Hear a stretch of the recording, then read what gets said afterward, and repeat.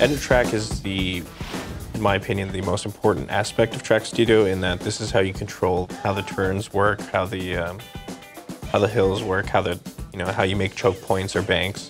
So here, I've just hit Edit Track from the menu, and this is going to give me what do we call the splines. So here we have our selector, and that's going to select the different points on the spline. If you hit the center one, that controls all of them. So here you just move your finger up and down the screen, and that'll control the height. Or you can move left and right, and that'll control the shift of the track. You can also use gestures in Edit Track. So if I place my thumb down and make like a rotating gesture, it'll bank that whole selection.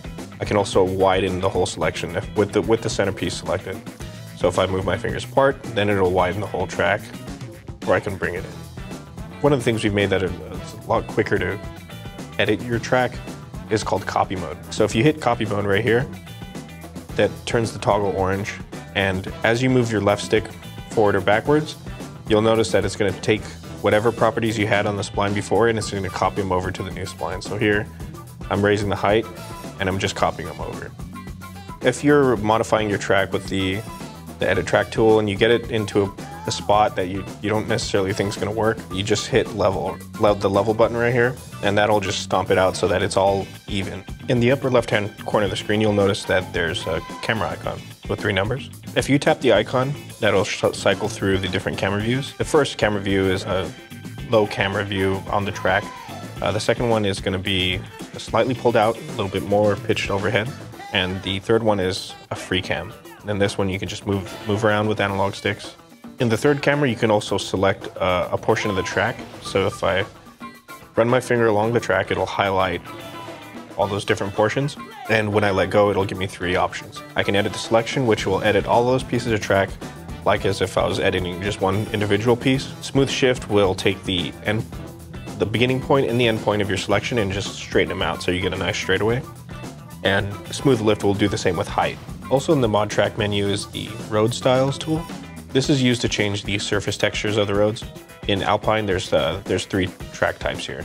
So if I choose this regular race surface and just touch my finger on a portion of the track, it'll change that road type into the selected type. Different themes have different amounts of road surfaces, so be sure to check out the other themes. The same function works for bridges and tunnels. Tunnel pieces do need to consist of at least like 5 or 6 road pieces.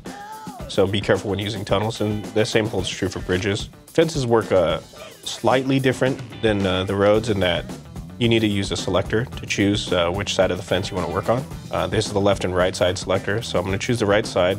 I have a fence style picked. I'm going to choose a stone wall right here. But as you tap the individual sections, it'll change the fence style for that road piece. Pressing the triangle button in fence mode will initiate the delete function. So if you notice that the marching ant lines have turned red, just tap in the area that you want to delete fences and it'll remove the fences from the road. The redraw section is where you go when you need to recreate a large portion of track. Just select one point to start and choose another green section of the track, and that'll delete all the pieces in between. And then from there, you just drag your finger and create the new piece of track that you want to create.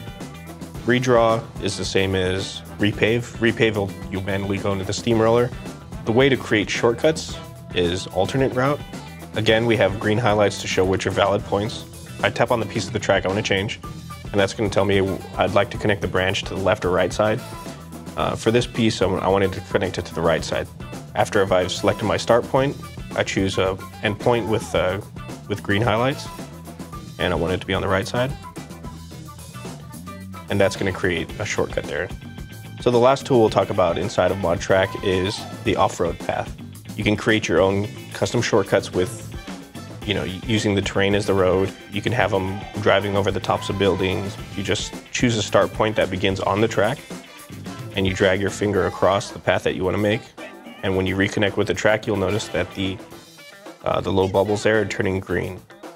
And then once you release, your off-road path is now created. If you have fences there, you need to go in and delete the fences so that you can access this off-road path.